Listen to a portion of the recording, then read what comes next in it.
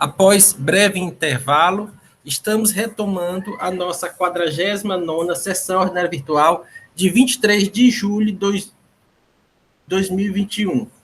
Dando sequência ao julgamento, teremos agora 4 processos, todos da Avon Cosmético Limitada. Recorrente, recorrido, seju, ambos são recorrentes e recorridos. Os relatores serão o doutor Leilson para o processo 13945-2019, aí 2019-10-282. E processo 13932-2019, aí 2019-10-283. E para os processos 13973-2019, aí 2019-10-249 e 13946-2019, aí 2019-10-50, relatora doutora Maria Elineide Silva e Souza. O doutor Júlio havia pedido sustentação oral das razões recursais, estava conosco na sessão virtual, mas se retirou da sessão. Mas ele foi regularmente, registro que ele foi regularmente intimado para fazer sustentação oral das suas razões recursais. Estará conosco, substituindo o doutor Biratã, o doutor José Cid Valente Lima. Foi, inclusive, que proferiu o parecer na célula de consultoria tributária. Com a palavra os relatores. Doutor Leis fará o relato, doutor Elineide acompanhará e fará as observações pertinentes aos seus processos. Doutor Leis, com a palavra. Presidente. Esses dois processos se referem à omissão de saída, que só vai diferenciar o exercício, assim como também do doutor Elineide. Então, presidente, os 4 podem ser realmente feito um só relatório, e aí a doutora Elineide coloca alguma coisa que esteja diferente na omissão de entrada, mas eu creio que vão ser as mesmas argumentações para os 4 processos, porque foi levantamento de estoque, 2014, 2015, deu omissão de entrada, deu omissão de saída, então as argumentações são semelhantes. Mas vamos passando para o primeiro processo. Como eu disse, esse aqui trata-se de omissão de saída, né, deixar de emitir documento fiscal, em que apontou a omissão no montante de R$ 27.864.560,35 no exercício de 2014, cobrando-se o imposto de R$ 4.736.975,25 a título de imposto e multa de R$ 8.359.368,11. O período da infração aqui é 2014, presidente. O outro é 2015. Deixe-me ver só... abrir aqui para ver, só para falar os valores. Outra é 2015. Pronto, 2015, os valores da omissão de saída, a base de cálculo é de R$ 55.367.935,68, cobrando imposto de R$ 9.412.549,06 e multa de R$ 16.610.380,70. Nas informações complementares, o auditor fiscal afirma que a empresa é signatária do termo de acordo número 512/2001, regime especial de tributação, né, ou substituição tributária, que vem sendo sistematicamente prorrogado e que se atribui à autuada a responsabilidade pelo pagamento do ICMS na condição de substituto tributário, devido nas operações subsequentes realizadas por revendedores não inscritos na modalidade de marketing direto, com fundamentos nos artigos 549 a 552 do decreto 24569/97. Aduz também que efetuou o levantamento de estoque referente ao exercício de 2014 e o outro de 2015, conforme as informações constantes do SPED fiscal, e tomou como referência os códigos dos itens /produtos, seguindo a mesma metodologia utilizada na FD do contribuinte. Informa ainda que, após o levantamento de estoque de 2014 e também 2015, se deparou com o fato de alguns produtos não estarem batendo em suas quantidades de estoques inicial e final, entrada e saída, e assim fez uma intimação à empresa, mediante termo de intimação 2019-05578, dando oportunidade ao contribuinte de verificar questionar quaisquer irregularidades que, porventura, tenham ocorrido no levantamento.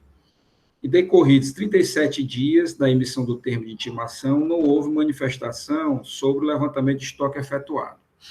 Ao final, relatou que o totalizador do levantamento quantitativo de estoque 2014 abrangeu uma quantidade de 1.760 produtos, ficando constatado uma omissão de venda. Para 2015, a quantidade de produtos cai, ela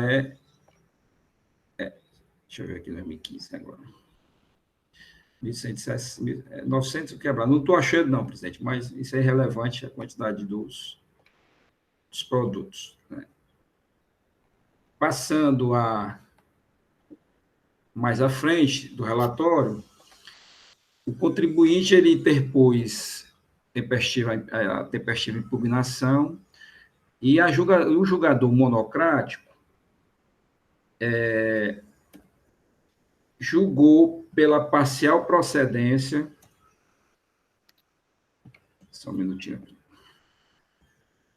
Julgou pela parcial procedência da autuação. Inicialmente, ele não adentra nas questões prejudiciais de mérito, né, preliminares de nulidade e de decadência, e o acrescento mais também de perícia, e o fez essa não análise dessas questões prejudiciais de mérito com base no seu entendimento do artigo 89, parágrafo 9, da Lei 15.614/2014, que preconiza que a autoridade julgadora não pronunciará a nulidade quando puder decidir no mérito em favor da parte a quem aproveite. Então, ele, na sua compreensão, na questão do mérito, nós vamos ver que a sua decisão, ela beneficia o contribuinte em relação à autuação originária.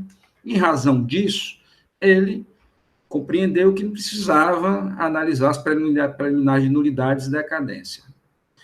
Bom, assim posto, né, ele passou a análise do mérito e compreendeu que não restou caracterizada a omissão de vendas, e sim divergência na codificação dos produtos na FD do expediente fiscal.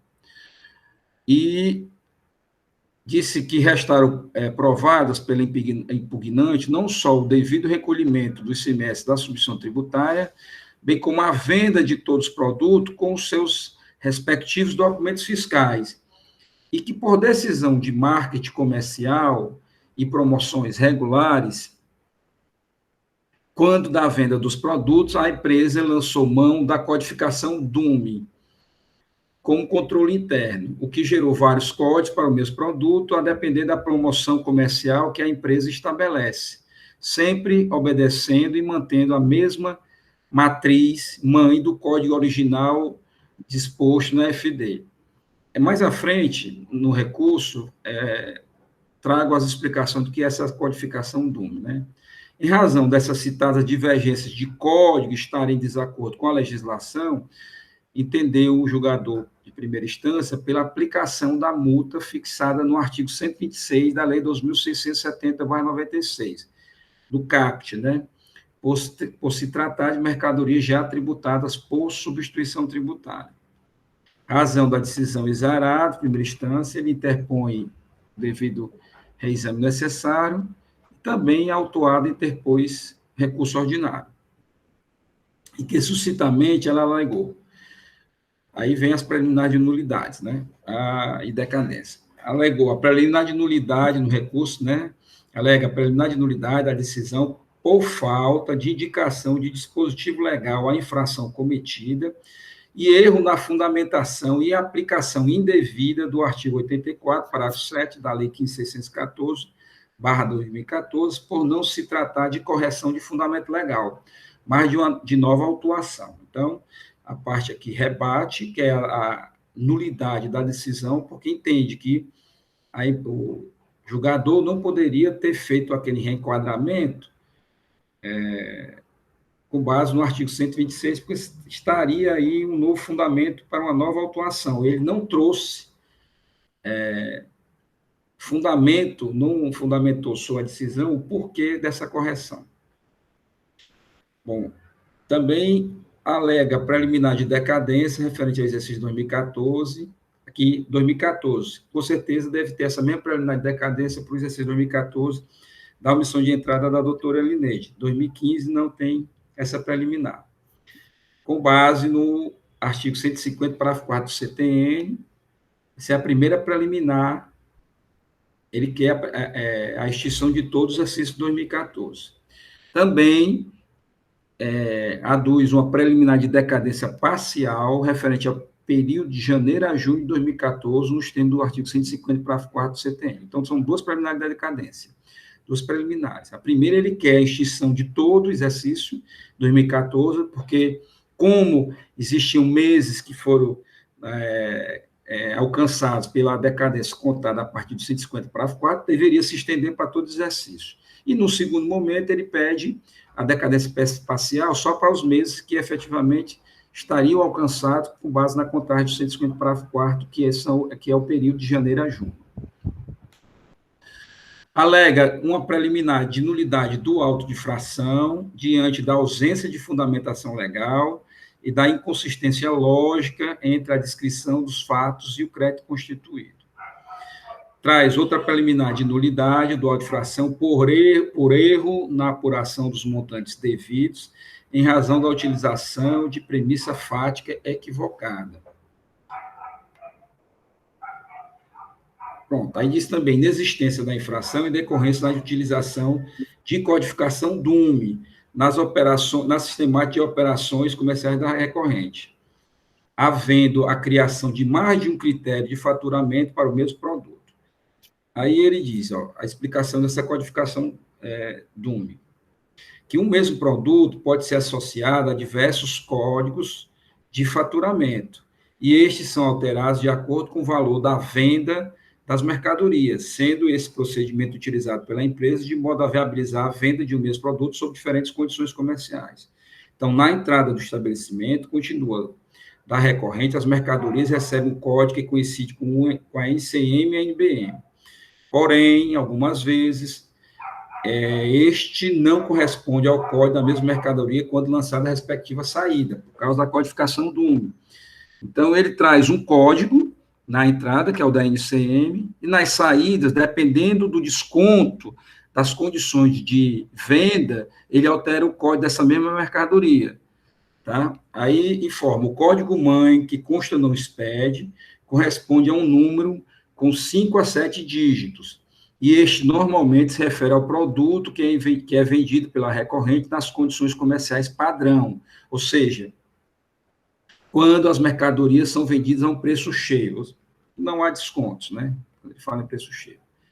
Já nas vendas realizadas com condições comerciais diversas, ou seja, quando vem com descontos, a recorrente insere dois dígitos antes do código-mãe, gerando um novo código de 7 a 9 dígitos, porém com a mesma matriz do código anterior. Então, veja, a entrada, você tem um código que vai de 5 a 7 dígitos, que geralmente corresponde à NCM, né?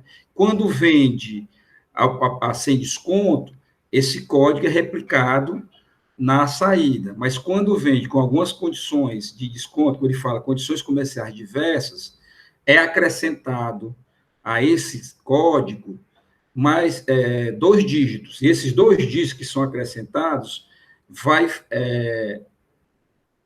ser alterado conforme a regra de venda e descontos concedidos pela empresa. Então, nós temos aqui, por isso que ele diz que há divergências de codificações entre a entrada e a saída, de acordo com as condições comerciais de venda da empresa.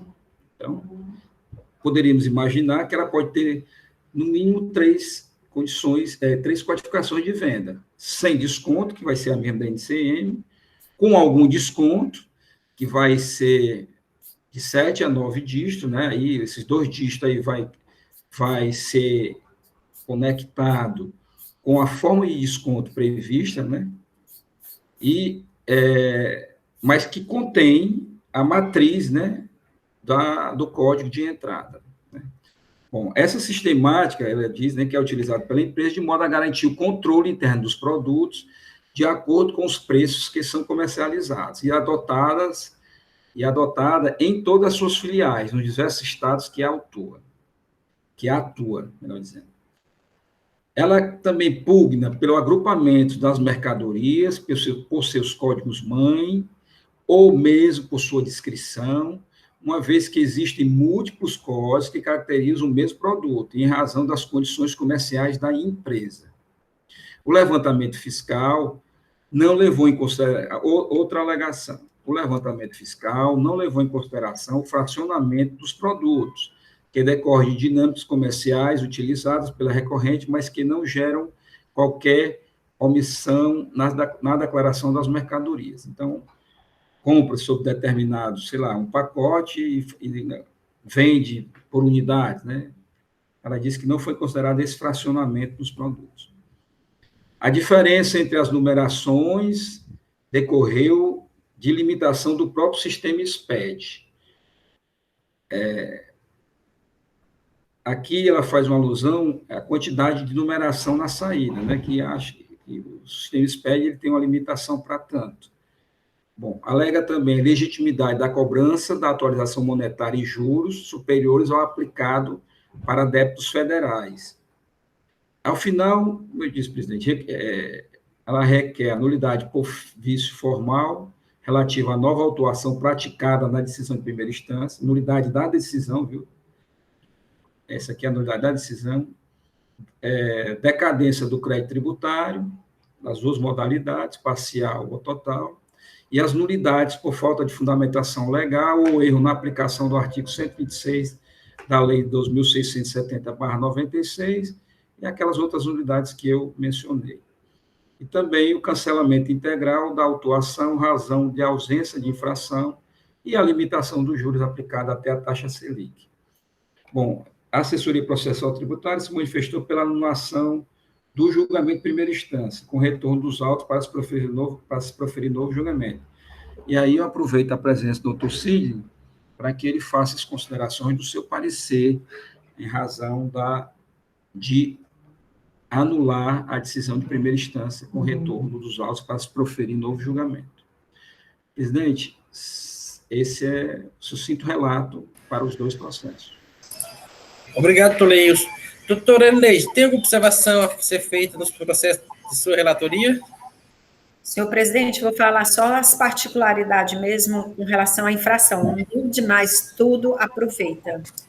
Né? O meu processo, o processo número 13973, certo? Auto de infração 2019-1049, é 2014, comissão de compra, onde é lançado ICMS e onde é lançado multa, de 7.467.996,04. Esse é 2014, certo? Aí, o processo de número 13946, auto de infração 2019-10.250, corresponde à omissão de venda 2015 do doutor Leilson. A multa é de R$ 3.365.382,62. O fiscal aponta nos dois autos a penalidade prevista no artigo 123.3S da Lei 2.670/96, alterada pela 16.258. No demais, as alegações do doutor Leilson para cada processo, aproveita o meu. Só isso, senhor presidente. Obrigado, doutora Neide. Para manifestar sobre os autos processos, o doutor Cid vai estar presente. Doutor Cid, creio que uma manifestação sirva para os 4 processos. Tranquilo? Tudo bem, doutor Franzé. Bem, considerando o relato detalhado feito pelo conselheiro relator, doutor Leilson, passo a ler aqui a fundamentação do parecer. Trata-se de auto de infração lavrado em desfavor da autuada, sob acusação de não emitir nota fiscal em operação de saída tributária, R$ 27.864.560,35, durante o exercício de 2014, conforme a apuração feita através do levantamento quantitativo de estoque de mercadorias. Em sua peça recursal, a empresa alega, entre outros argumentos, que o julgador não apreciou a preliminar distinção fundada na alegação de que o direito da fazenda de constituir crédito sobre fatos geradores ocorridos entre janeiro e junho de 2014 havia decaído, eis que a situação narrada nos autos está sujeita à regra prevista no artigo 150, parágrafo 4º do CTN. Na verdade, o julgador singular não enfrentou a preliminar de decadência levantada pela empresa autuada em sua impugnação, não tecendo qualquer comentário acerca do assunto no sentido de acatar ou rejeitar a tese apresentada em defesa.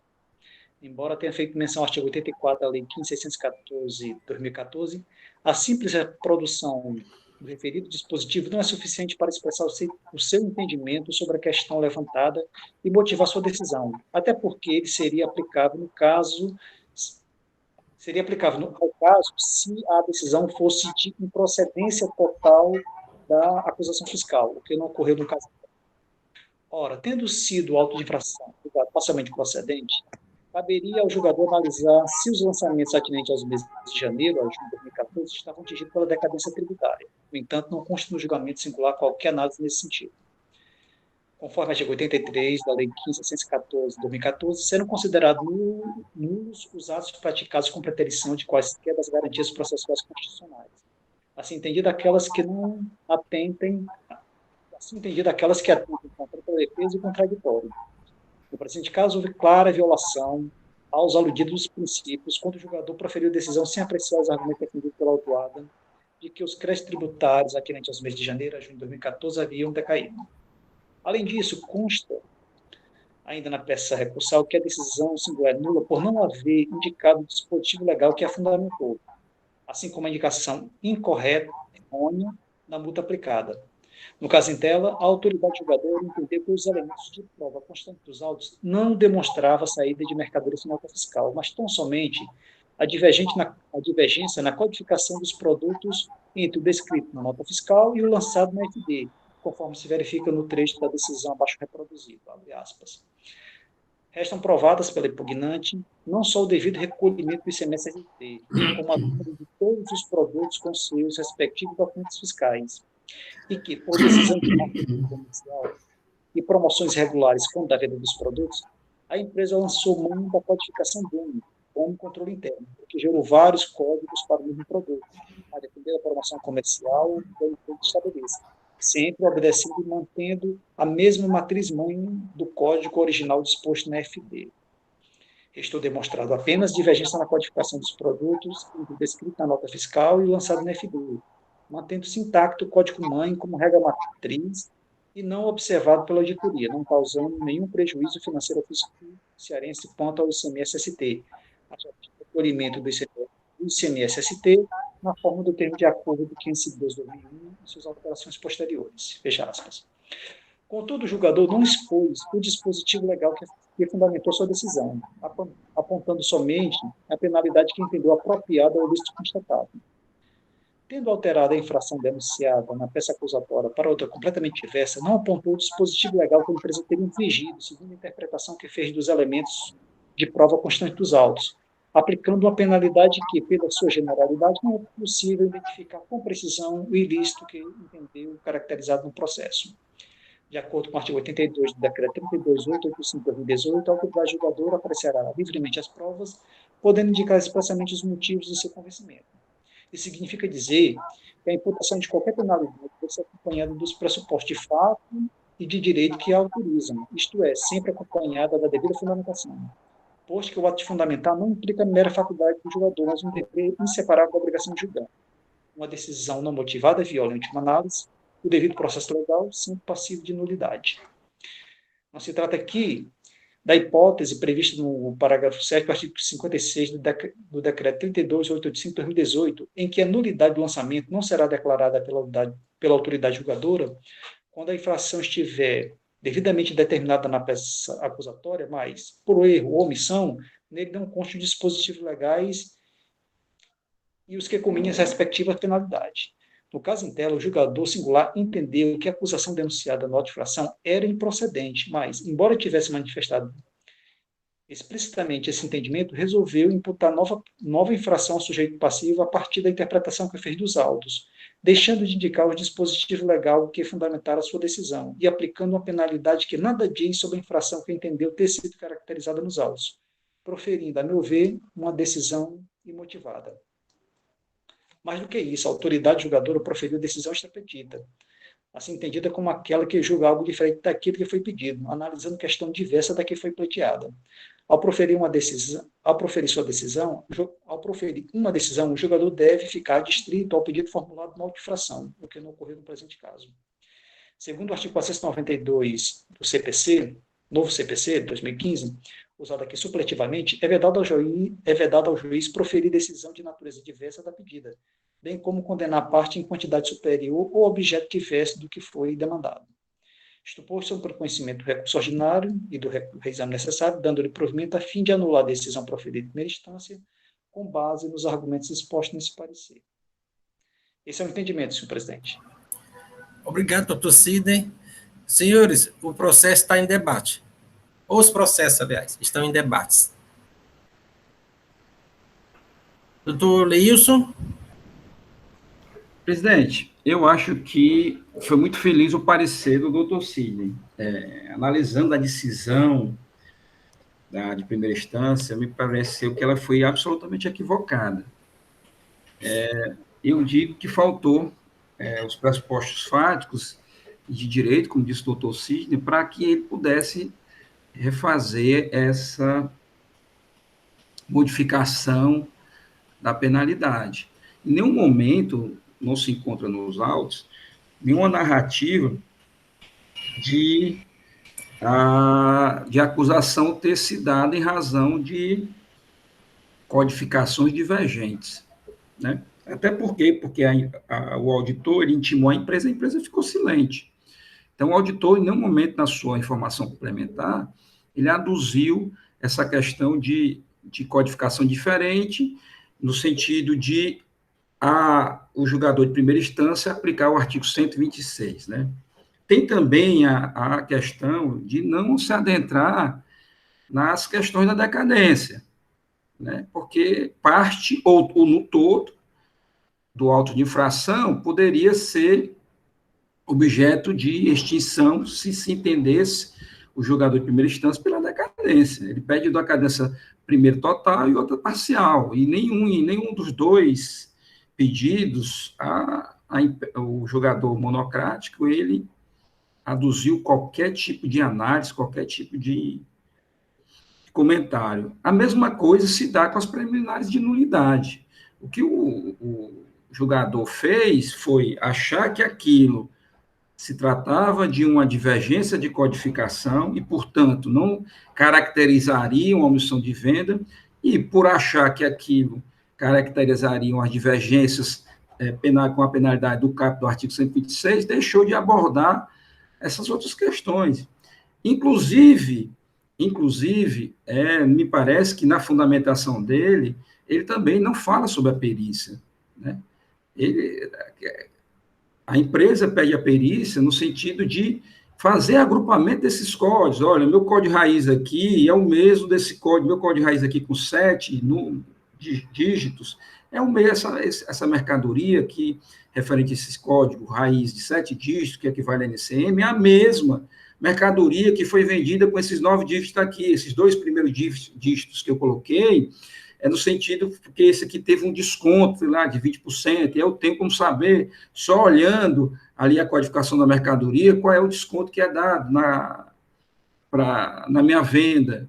Ou seja, então, são questões que, se ele entendeu que não houve omissão de saída, seria o caso de se aplicar a improcedência da autuação. Se não tem, ele diz que a empresa comprovou, enquanto ele diz que a empresa provou e comprovou que não houve omissão de saída, e a empresa mesmo pede a perícia. Então, a empresa quer comprovar através da perícia, e ele, sim, se utilizar da perícia, chegou à conclusão, lendo a defesa da parte, de que não houve divergências. Me parece que também não se pode fazer esse tipo de intuição, né? Quando a própria empresa pede a perícia, pede os agrupamentos, né? Que pode ser que dê improcedência, ou pode ser que não, reste alguma coisa, mas me parece, melhor dizendo, que seria o caso de ele ter encaminhado isso para uma diligência de perícia, lá na célula de perícias, para verificar essas argumentações da empresa e também se manifestar sobre as preliminares de nulidade, de decadência, né? É certo que ao julgador ele não é obrigado a rebater todos os argumentos trazidos na peça, mas ele é obrigado a analisar todos os argumentos que possam modificar o seu entendimento, que possa modificar, trazer uma mudança do entendimento proferido na sentença, na decisão ou na sentença. Ou seja, e decadência e perícia, neste caso concreto, poderia ratificar o entendimento do julgador ou não ratificar, mas era necessário que, primeiro, houvesse alguma manifestação por parte do julgador, por que ele indeferiu a perícia, sei lá, de repente ele mesmo fez uma perícia, né, analisando o totalizador, os relatórios, ele meio verificou, mas era preciso que ele trouxesse esse fundamento para dentro da decisão dele, né? Mas ele apenas afasta essas preliminares de nulidade e decadência, citando o dispositivo da lei 15.614, que o doutor Cid, no seu parecer, deixou muito claro, que não é para aquele tipo de coisa.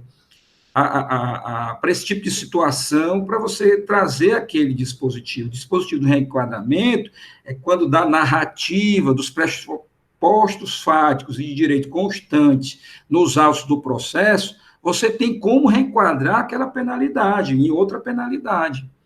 Ausente isso, e sem nenhuma linha dita pelo julgador, no sentido de afastar tais preliminares e a decadência, presidente, me parece que houve sim cerceamento do direito de defesa do contribuinte, de não ver nesses argumentos que eu acho que são fundamentais, decadência e perícia, e as preliminares de nulidades, uma manifestação por parte do julgador.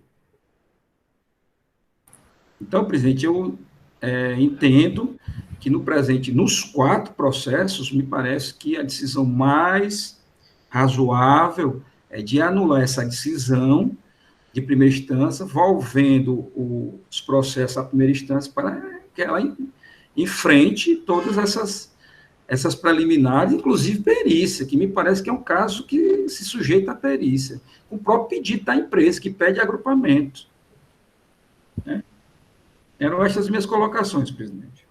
Obrigado, doutor Leilson. Gostei quando o volvendo aí lembrou do espanhol, doutor Leilson.